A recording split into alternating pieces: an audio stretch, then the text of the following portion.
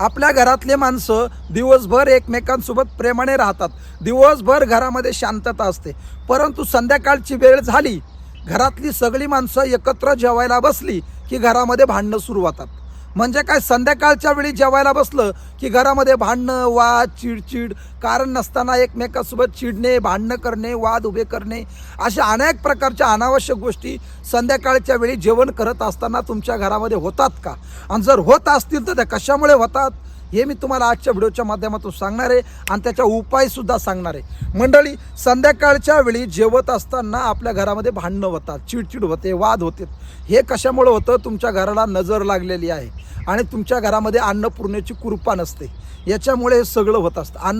अन्नपूर्णा देवीचा तुमच्यावर त्या ठिकाणी कोप असतो. म्हणजे सगळं दूर कसं करायचं, त्याचा उपाय आणि त्याची पूर्ण माहिती या व्हिडिओमध्ये मी सांगणार आहे. व्हिडिओ पूर्ण बघा आणि चॅनलला सबस्क्राईब करायला विसरू नका.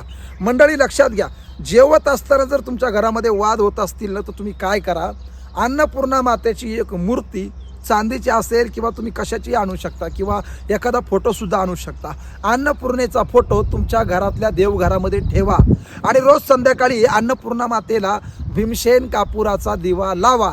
असं केल्याने काय होईल, तुमच्या घराला लागलेली नजर आणि माता अन्नपूर्णेची कृपा तुमच्या घरावर होईल आणि जेवत असताना संध्याकाळी तुमच्या घरामध्ये जी भांडणं होतात ती कायमची संपतील. घरातली माणसं सुखासमाधानाने 2 घास खातील. रामकृष्ण हरी.